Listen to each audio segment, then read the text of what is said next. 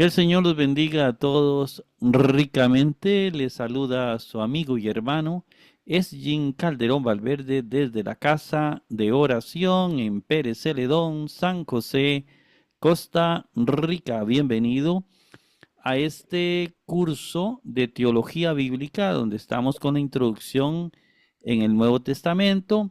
Estamos viendo sobre todo la parte histórica y sobre todo lo que tiene que ver con crítica textual. Tenemos con nosotros al hermano Eduardo y a la hermana Marjorie que nos acompañan y a quienes damos una gran bienvenida al programa y les Amén. agradecemos que nos acompañen. Bien, estamos en este momento grabando el programa y vamos a comenzar entonces compartiendo más o menos esta parte histórica que hay que retomarla toda junta y si no nos enredamos un poquito. Entonces vamos a compartir en este momento la pantalla. Me dicen si aparece la pantalla. Perfecto, perfecto, clarito. Excelente, muy bien. Bueno, vamos a ir viendo esto. Recordemos, bueno, hoy vamos a ver la parte de, digamos así, de todo lo que es la Edad Moderna hasta nuestros días, si Dios lo permite. Sí es importante retomar cuando vemos la Biblia a través de estos 2000 años, desde que Cristo vino hasta nuestros tiempos, hay que retomar algunos datos importantes. Por encimita, hasta llegar a Lutero, tenemos que, ¿qué sucede del año 1000 al año 2000? Que es la segunda parte de este programa. ¿Qué sucede del año 1000 en adelante? Que es donde surgen todos los grandes cambios y que hay que tomarlos todos juntos, porque algo sucedió en el hombre, se revolucionó, algo sucedió. Ujú. Bueno, lo primero es que en el año 1000 se separa por primera vez la Iglesia Católica de la Iglesia Ortodoxa, que eso ya lo habíamos visto, no vamos a leer nada de eso porque eso lo habíamos visto, pero retomando los datos para que nos queden en orden. Ujú. Si vemos algunos videos de los que yo les mandé, pues van a entender un poquito más lo que sucedió ahí, porque los videos muestran un poquito más a fondo lo que realmente sucedió, o que busquen Cisma de Oriente y van a entender muy bien esto. La Iglesia Católica hasta el año 1000 era una sola iglesia, era la gran iglesia, hablemoslo así. Desde los tiempos de Cristo hasta el año 1000 la iglesia era una. Es cierto que habían grupitos, sectas, pequeñitos que atentaban contra la gran iglesia, pero todos los eruditos están de acuerdo en que ha existido una gran iglesia desde los tiempos de Jesús y que han existido pequeñas iglesitas. Entre ellas los primeros fueron los que les mencionamos, Marción, que rechazaban el Antiguo Testamento, estaban los grupos arrianos que negaban la divinidad de Cristo, o estaban los grupos que llamaban monarquianos, eran grupillos pequeños, pero no era la gran iglesia. La gran iglesia era una iglesia que se llega a llamar iglesia católica o cristianos, aunque todos se decían cristianos. Entonces, esta gran iglesia es una, y se hizo muy grande, invadiendo casi toda Europa. Es decir, todo el mundo occidental era dominado por la iglesia católica. Pero en el año 1000 se separa la iglesia católica de la iglesia ortodoxa. La iglesia latina, los católicos, de la iglesia griega, ortodoxos. La iglesia de Roma, que estaba la capital en Roma, de la iglesia de Bizancio, de Constantinopla. Eso es una gran separación, viene a ser el gran escándalo a nivel mundial, porque se separa. Por primera vez hay una separación. La Iglesia Católica y la Ortodoxa, ustedes pueden buscar muchos videos, se parecen mucho, tienen una especie de papa los dos, tienen obispos, tienen sacerdotes, tienen diáconos, tienen, las doctrinas son muy parecidas, tienen misas los dos y tienen un montón de cosas muy parecidas. Ellos se separaron no por cuestiones doctrinales, sino sencillamente porque querían pelear la sede o por cuestiones culturales. Eso es lo primero que vimos y aquí viene en el año 1000, lo primero que nos trae es una separación de la gran iglesia en dos grandes pedazos. La iglesia ortodoxa va a estar en Rusia, va a estar en Grecia y toda esta partecita. La iglesia católica va a estar en toda Europa, en España, en Italia, Francia, Inglaterra, Alemania, etcétera. Entonces, este es el gran cisma, el primer gran cisma. Luego vimos que en el año más o menos también dentro del año 1000 ocurre otra cosa terrible. Y ustedes ven un mapita donde ven amarillo y verde. Pues Ujú. resulta que vienen los musulmanes, que Mayuri ya vio algo de los videitos de los musulmanes. Vienen los musulmanes y ellos comenzaron a crecer, sobre todo en esta primera parte, ¿verdad? Ellos comenzaron a crecer. Vamos a ver si puedo activar la pluma. Y ya aquí ustedes mientras más videos vean, más van a entender. Como por aquí más o menos, por Turquía, todo este lado, comienzan a expandirse los musulmanes, ¿verdad? Que habían nacido en el año 600 más o menos. Y ellos comenzaron digamos, ellos usaban ejércitos, invadían ciudades y la ciudad que invadían se hacía musulmana. Y ellos, todo esto verde, vea, hasta llegar aquí, que aquí es España. Nuestros descendientes que vinieron a América y nos descubrieron, de aquí venían, de España. Nosotros descendemos de españoles, por eso hablamos el castellano. Si nos hubieran conquistado los portugueses, hablaríamos portugués. Si nos hubieran conquistado los franceses, hablaríamos francés. Si nos hubieran conquistado los italianos, hablaríamos latín. Si nos hubieran conquistado Inglaterra, hablaríamos inglés, como en Estados Unidos. O Francia, que en el caso de Canadá. Pero nos conquistaron españoles, entonces por eso hablamos español. Resulta que estos musulmanes se apoderaron de aquí, esta fue la gran cosa, y entonces se apoderaron de Jerusalén, de todos estos lados. Entonces la iglesia católica que tenía su sede aquí en Roma, no tanto la de Bizancio, ¿verdad? Sino la de aquí, la de Roma, pues comenzó a hacer ejércitos que venían así vestidos de cruzados, eran cruzados, ¿verdad? Comenzaron a mandar ejércitos para liberar los lugares santos. No se logró gran cosa, lo que se lograron fueron matanzas, pero ellos mataban en nombre de Dios, habían escándalos grandes, en la mañana estaban en misa adorando a Dios y en la tarde estaban matando personas. Fueron luchas de religiones, dos grandes religiones enfrentadas, los católicos contra y por este lado estaban los de Bizancio, ¿verdad? Los griegos, los que se separaron de Roma. Entonces estaba esta iglesia, esta religión, los musulmanes peleándose contra la iglesia católica, y eso hay mucha película de eso. Nada más busquen los cruzados o las cruzadas.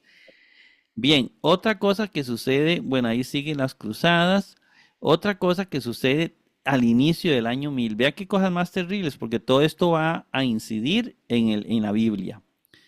La Inquisición. La Iglesia Católica inventó la Inquisición. ¿Qué era la Inquisición?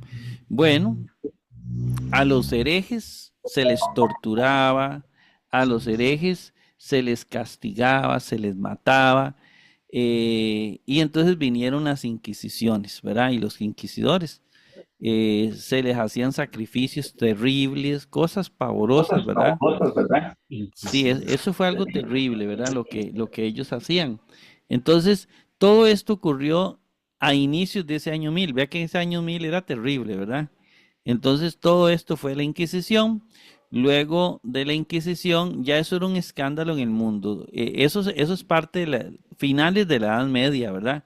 Entonces la gente llegó el momento en que le tenía pánico a los franciscanos, porque cuando llegaba un franciscano casi era para quemar gente. Se quemaron mujeres que se les decía brujas y no eran brujas. eran personas que curaban con hierbas o alguna cosa así y se les quemó. Entonces eso fue la Inquisición. Fue algo terrible. Luego de eso, otra cosa importante que tuvimos después del año 1000, se los dije a ustedes, fue que este cardenal en Inglaterra, aquí es Inglaterra, ¿verdad? Este cardenal, o Reino Unido, ¿verdad? Este cardenal de Canterbury, ¿verdad? De esta ciudad de Inglaterra, pues inventó los capítulos. La Biblia no tenía capítulos, ¿verdad? En la página 725, no sé qué, pero no habían capítulos. Y solo recuerde que habían Biblias latín, no habían Biblias en otro idioma, solo en latín. Este cardenal, como era un gran teólogo, él sí tenía Biblias en griego y otros manuscritos, ellos tenían acceso, pero generalmente la Biblia era en latín, solamente la Biblia de San Jerónimo. Luego, bueno, algo importante también de este último milenio, del año 1000, en 1320, fue John Wycliffe, ¿verdad? Que hay una película, yo les dije que la vieran, si la pueden ver, este señor este y un montón comienzan a oponerse a la iglesia en un montón de cosas, pero él realizó una traducción de la latina, de San Jerónimo, que era la Biblia que había, la latina, al inglés, ¿verdad? Entonces, de latín, que no era ni siquiera las Biblias más viejas, sino era la Biblia que permanecía en toda la iglesia, en todo Occidente, pues él la tradujo al inglés y eso lo llevó a que, digamos, a todos los problemas que tuvo en la iglesia. Entonces, este señor que va a ser un inspirador de Lutero, ¿verdad? En su vida. Hay una película de él, de John Wycliffe, para que ustedes la puedan ver. Otro señor importante en el año 1300 y resto fue John Hus, también teólogo, filósofo, sacerdote también. Fue rector de una universidad de Praga. Muere quemado en la hoguera, ya que fue condenado por herejía. Hay películas de él, de John Hus, para que puedan verla, buscarla. Eso fue algo importante de ahí. Ya eso iba a inspirar a Lutero algún día para hacer la otra gran división de la iglesia, la reforma. John Hus, luego otra cosa que sucedió en el año 1400, es decir, casi 500 años después de que iniciara el año 1000, aparece Gutenberg, inventó la imprenta y entonces nace el libro impreso, ese libro como lo tenemos ahorita, ¿verdad? Antes todo era escrito como las cartas. Después de aquí ya se podían hacer hasta 1000 libros, 2000 libros, etcétera. Fácilmente, ¿sí? Quería hacerle ahí una preguntita para que me saque de una duda. Claro que Eh, sí. Vea, porque todo esto es bueno a veces preguntarlo una vez. De hecho. No específicamente la reforma protestante, porque así le llama, la reforma Ajá, protestante, así se llama. no fue exactamente eh, eh, por medio de Martín Lutero, sino primero estos hombres que usted nombró, Precursores. Ujú. es correcto, porque siempre se le echa la culpa toda a Martín Lutero, que Martín Ujú. Lutero fue el precursor de la reforma protestante. En cierta manera no fue exactamente él que fundó la reforma protestante, sino que hubieron antes de él, hubieron hombres también valientes que se Claro, animaron a todo esto. claro. Sí, así es, Eduardo. Fue un proceso, no fue un momento dado. Hubieron Ajá, hombres, y ahora yo menciono unos, pero habían ajá. mucho más que murieron Tiene que ver, quemados, que correcto. murieron. Lo que pasa es que ninguno tuvo el éxito que tuvo Martín Lutero. Ajá, es Porque correcto. Martín Lutero en Alemania está en el puro norte de Europa, donde hay un poco de nieve. Entonces Ajá, resulta que cuando Martín Lutero, digamos, la Inquisición lo iba a agarrar para quemarlo y hacerle todo lo que hay que hacerle, los reyes del norte lo protegieron. Y entonces eso hizo que Martín Lutero tuviera éxito. Ajá, Lo segundo que hizo que Martín tuviera éxito fue la imprenta, esto. ajá, Porque recuerde que esa gente anteriormente, cuando imprimieron las Biblias, lo hacían a mano. Pero ajá. ya cuando Martín Lutero imprime Biblias, ya son miles de Biblias las que se imprimen. Ya Sí, imprime que los tuvo una ventaja. libros en imprenta. Son Ajá, libros ya como los que tenemos ahorita. no es Entonces correcto. era mucho más fácil difundir el mensaje por toda Europa. Entonces Ajá. tuvo éxito por un montón de cosas. Pero sí, hubieron precursores antes de Lutero, hubieron muchos que intentaron hacer lo que hizo él, nada más que no tuvieron el éxito, sino que oye, terminaron Correcto. quemados o Por lo menos, perseguidos.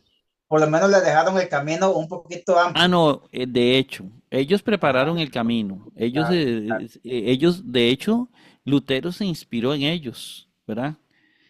De correcto. alguna manera era un seguidor de ellos. Y en Sí, toda correcto. Europa habían seguidores, no solo Lutero, había un montón, nada más que Lutero fue el que se animó a El hacerlo. único con todas las agarras Sí. ahí. Pero la invención de la imprenta jugó un papel importante. Si no se hubiera inventado la imprenta, tal vez Lutero no hubiera tenido el éxito que tuvo, sino Ujú, que realmente hubieron un montón de cosas que van a incidir. sí. Luego, sí, No, a él, sí, todo le salió bien porque estaba tomado de la mano de Dios, así digamos, es, claro, fue el momento justo, ¿verdad? porque a él le salió todo bien. Todo le Sí, salió muy bien, exactamente. casi Ahora, otro perfecto. elemento importante que sucedió aquí fue la caída de Constantinopla. Ajá, Constantinopla era un fuerte, era un amurallado que nadie en la vida lo podía penetrar, ¿verdad?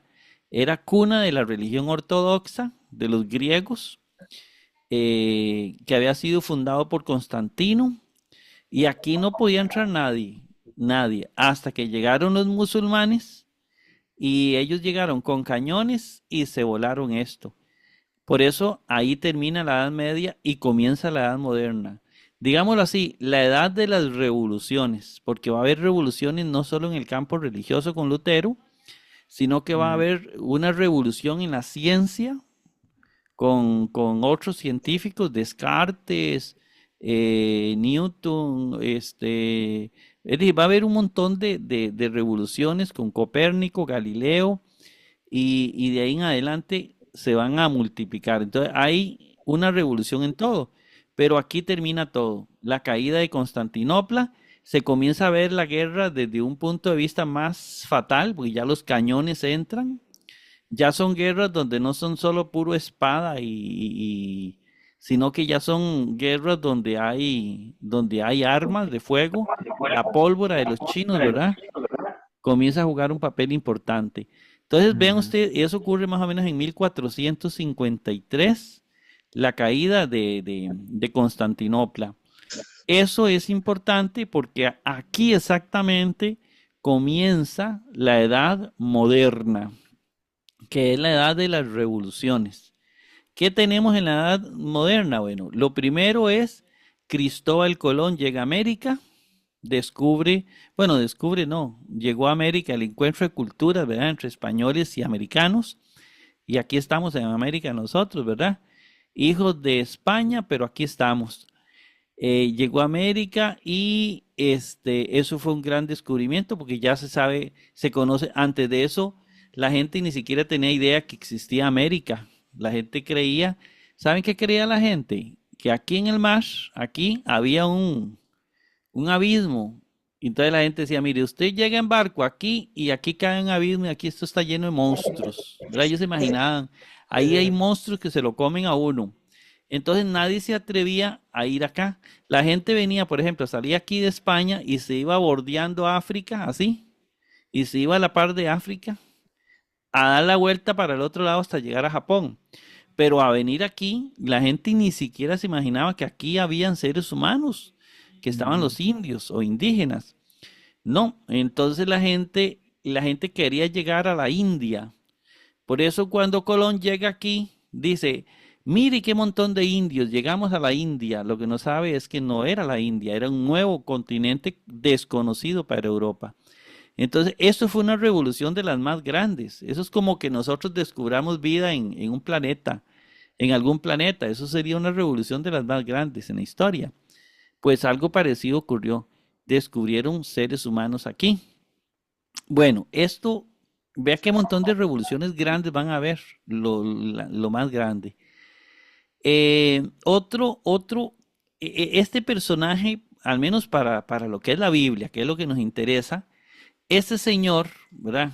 Este filólogo, este teólogo católico, este, y sacerdote también, él resulta que se le ocurre algo diferente a lo que se le ha ocurrido a todos los intelectuales. Él dijo, ¿por qué no buscamos la Biblia en griego? Porque si el Nuevo Testamento fue escrito en griego, ¿por qué no buscamos la Biblia más antigua en griego? Y él fue el primero, número uno, que hizo el primer testamento en griego. Y ese testamento en griego, porque en griego se escribió el Nuevo Testamento, en griego se escribió el Evangelio, antes de eso todo era latín. Y entonces él hizo el primer testamento, eso hay que rescatarlo, la importancia de Erasmo de Rotterdam. Y él incluso nos dio cómo se pronunciaban las palabras. Y de este Nuevo Testamento se van a tomar todas las Biblias de ese entonces. A esto se le va a llamar el texto recibido, que es el Textus Receptus. De aquí se va a traducir la Reina Valera, que va a dominar en la iglesia protestante desde Lutero hasta nuestros días. Todavía se usa la Biblia Reina Valera. Es del Textus Receptus, un texto griego de textos más tardíos. Entonces, el famoso Textus Receptus comienza con Erasmo, pero nos dio el primer testamento griego. Eso es una revolución que eso nos va a ayudar a nosotros después en lo que nosotros vamos a llamar la crítica textual. Ujú. Bien, vamos aquí y pasamos. Ahí está Erasmo, ya de él estuvimos hablando la vez pasada, nada más estamos remarcando, ¿verdad? La Correcto. importancia del texto receptus. William Tyndale, ¿verdad? Este señor en Inglaterra, otra vez, ¿verdad? Es que Inglaterra iba a ser la cuna de las grandes revoluciones. Sacerdote católico, tradujo la primera Biblia al inglés, ¿verdad? Pero ¿cuál es la ventaja? Que ya él la tradujo en imprenta, con imprenta. Es la primera vez que se imprime una Biblia y eso era prohibido, ¿verdad? A partir de textos hebreos y griegos, porque ya tenían textos griegos. ¿Cuál texto griego teníamos? El de Erasmo de Rotterdam, ¿recuerda?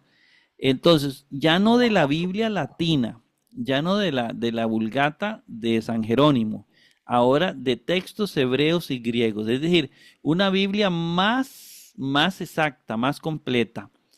Es mejor la Reina Valera que la Vulgata, 1000 veces, porque venía de estos textos de Erasmo de Rotterdam.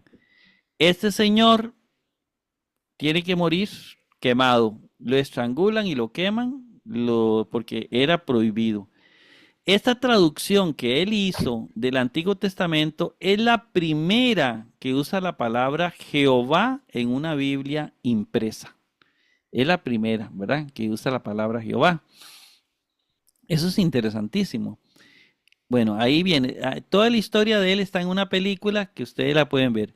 Luego viene Martín Lutero, 1483, 1500 años. ¿Qué sucede con Lutero en este tiempo de revoluciones? Vamos a ver qué sucede con Lutero. Bueno, era teólogo, filósofo, era un fraile, ¿verdad? Católico. Su papá quería que llegara a ser un funcionario civil importante, lo envió a estudiar a una universidad importante. A los 18 años entró a la Universidad de Erfurt, ahí tocaba un instrumento de laúd y le llamaban el filósofo. Oiga, le llamaban el filósofo. Yo quiero detenernos en esto. ¿Por qué le llamaban el filósofo? Porque Martín Lutero era muy inteligente. Entonces, no es esa idea que muchos dicen de que era una persona con problemas mentales, que una persona medio loca. No. Martín Lutero se le conocía como el filósofo en la universidad, es decir, que era un cerebro. Eso yo quiero que quede clarito porque eso es importante para defender la imagen de Lutero. ¿Quién era Lutero? Oigan esto, vean si era un cerebro. En 1502 recibe el bachillerato y luego en 1505 una maestría. Es decir, el tipo estudiaba, no era cualquier sacerdote, era un tipo que estudió. Entonces, se inscribió en la Facultad de Derecho de esa universidad. Es decir, estudiaba Derecho, estudiaba leyes, por eso era tan peleón. Entonces, no era, y vea, sabía música, sabía de todo. El 2 de julio de 1505 todo cambió producto de un rayo. Ahí es donde la gente dice que seguro estaba perturbado. Durante una tormenta eléctrica, cuando regresaba de una visita a casa de sus padres. Bueno, sencillamente Dios le habló. Dios le habló. Él dijo, ¿y qué tal que yo muera? Y que yo en esta vida no haga nada importante. Es decir, a veces cuando uno se ve enfrentado a una crisis es cuando Dios le habla para tomar decisiones. Y él ahí, a través de un rayo, dice, eh, estuvo muy cerca. Lutero gritó aterrorizado, ayuda Santana, porque era católico, ¿verdad? Oraban a los santos. Me haré monje. Él decía, me haré monje, pero no me mates. Entonces dije, salió con vida, abandonó la carrera de derecho, vendió sus libros, entró al monasterio agustino de Erfurt el 17 de julio. Su papá no quería que estudiara, que fuera cura, su papá quería que fuera un gran personaje de aquel entonces, ¿verdad? De Alemania. Nunca quería que se hiciera cura, pero él se hizo sacerdote, ¿verdad? Como su actividad monacal era simplemente rezar, ayunar, peregrinar y confesarse, y estaba aburrido porque era un cerebro. Entonces el superior de ello, de él, eh, dijo, usted necesita estudiar más, ¿verdad? Y le ordenó comenzar una carrera académica. Entonces lo llevó a seguir estudiando. El tipo estudiaba, era inteligentísimo. Fue ordenado sacerdote en 1508. Comenzó a enseñar teología en la Universidad de Wittenberg.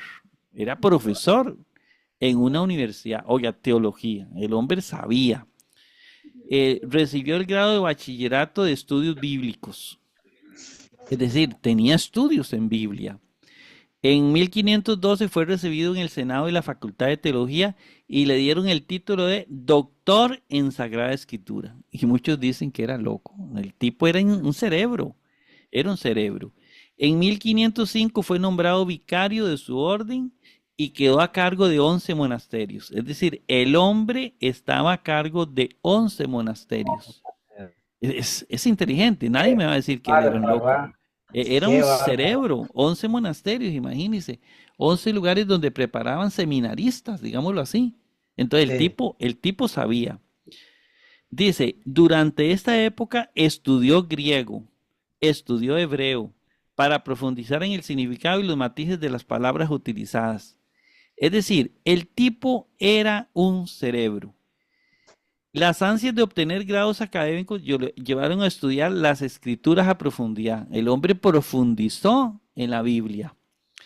Influido por la vocación humanista de ir a las fuentes, se sumerge en el estudio de la Biblia y de la iglesia primitiva. Se sabía aquí de memoria la historia de la iglesia. Producto de este estudio, términos como penitencia, probidad tomaron otro sentido. Infirió que la iglesia había perdido la visión de verdades centrales en el cristianismo que las escrituras enseñaban. Él se dio cuenta de una vez que algo raro había. Siendo una de las más importantes la doctrina de la justificación. Nos salvamos por fe y no por obras. Eso fue algo constante de Martín Lutero. Y menos que nos salvamos por dar plata, porque en ese entonces existía la simonía. La Iglesia Católica vendía indulgencias. Es bueno que se vea en Ajá. la película de Martín Lutero, ahí se ve lo Sí. más bien eso. Y él empezó a enseñar que la salvación es un regalo de Dios dado por gracia a través de Cristo y recibido solo por fe. Curiosamente, las doctrinas de Lutero ya fueron aceptadas en la Iglesia Católica. Han sido aceptadas por los grandes teólogos, por lo que casi lo queman, ¿verdad? definió, reintrodujo el principio de la distinción entre la ley de Moisés y los evangelios. Servía como predicador, confesor en la iglesia de Santa María. Eh, bueno, se dio cuenta de los efectos de ofrecer indulgencias, de atacar, ¿verdad? Bueno, y ahí viene toda una historia para que ustedes busquen cómo él defendió la Biblia. Pega las 95 tesis en la Universidad de Gutenberg, donde él dice por qué no está de acuerdo con la iglesia. Les dejo que vean la película de Martín Lutero, ¿verdad?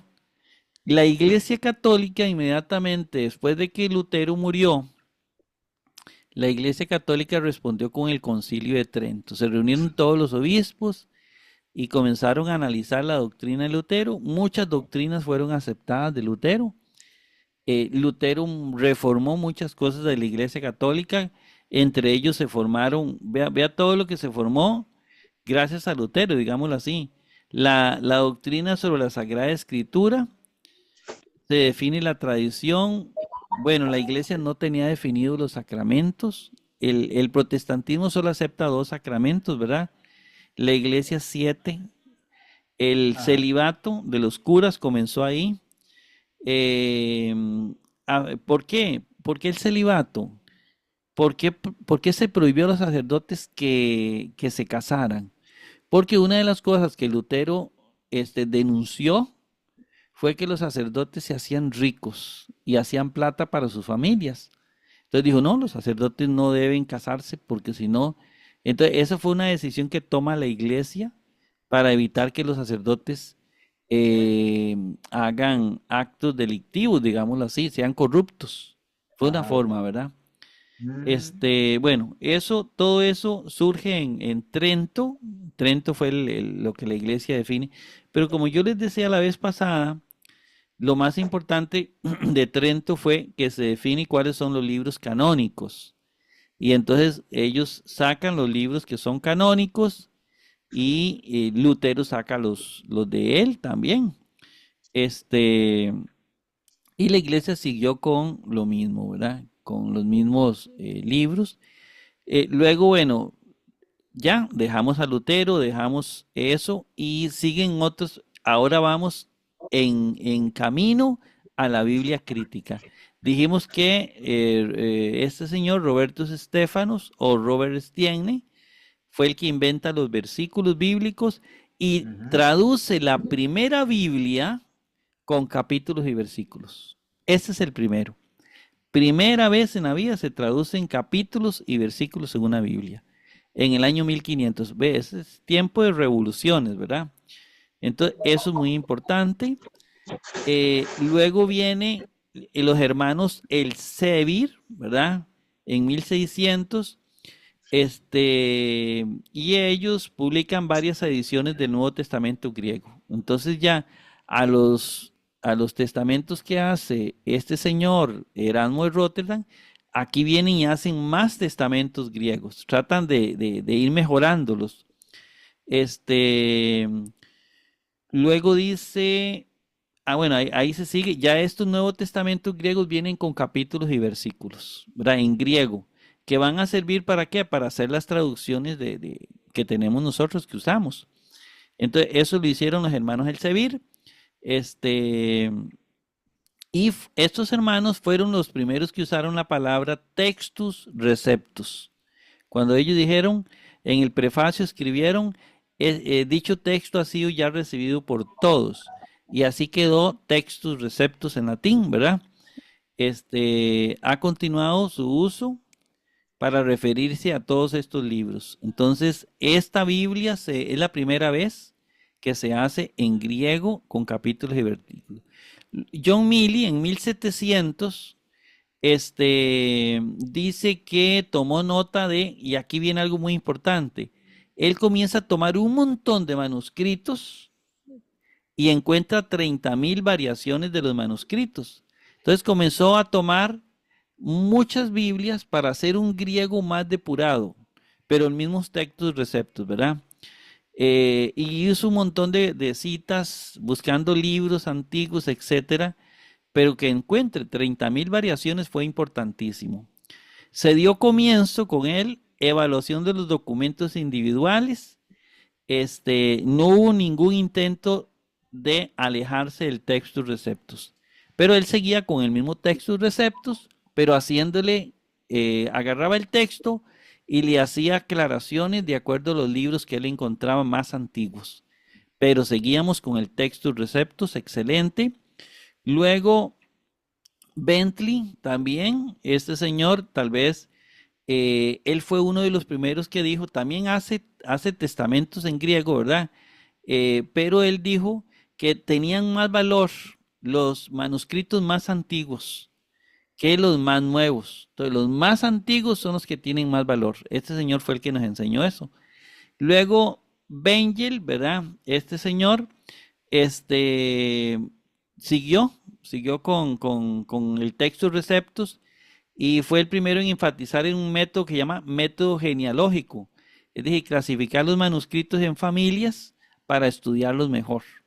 Entonces, dan un apoyo a todo esto del Textus Receptus, ¿verdad? Ahí sigue, ustedes lo pueden leer después de aquí mismo de la Filmina, todo lo que nos dan. Luego, la otra semana enfatizamos tal vez un poquitito más en ellos. Basilea, Wetzing, hizo un texto griego y se hizo famoso por pasajes paralelos. Bueno, y ahí siguió aportando. Todos estos aportan algo más. Y aquí vienen los dos grandes revolucionarios, que es Griesbach y después estos dos, que son los revolucionarios de la Biblia que tenemos ahorita, que son estos dos, ¿verdad? Los hermanos, digamos, la universidad que nos va a dar con Griesbach, nos va a dar el texto crítico, ¿verdad? Que sería, porque leer estos es importantísimo, lo que ellos nos aportan, pero estos dos que nos van a dar la nueva Biblia crítica, Westcott y Hort. Pero esto yo pienso dárselo ya, esto de aquí, ya propiamente, el gran aporte de la Biblia crítica. ¿Cuándo surge la Biblia crítica? ¿Cuándo dejamos el Textus Receptus? ¿Y cuándo surge la Biblia crítica? Que eso lo veríamos la otra semana porque nos queda menos de un minuto y ya nos hace volados el sistema afuera. Sí, claro. ¿Qué les parece, hermanos? Solo bueno, solo bueno. Solo bueno. Eso, es a lo que le faltó a Martín Lutero fue ser papa de la Iglesia Católica. Y ahí, sí, ¿verdad? Lo único que le faltó. Sí. Bueno, pero se han hecho muchos logros porque el que salió ganando aquí fue la Biblia. Claro. ¿Verdad? Bien, hermanitos. Demasiado inteligente. Sí, claro. Que el Señor los bendiga porque ya el sistema nos tira afuera. Bueno, nos va a tirar afuera en cualquier momento. Y nos vemos el próximo martes. Exactamente. Que el Señor me los bendiga a todos ricamente. Amén. Bendiciones a todos y nos vemos la otra semana.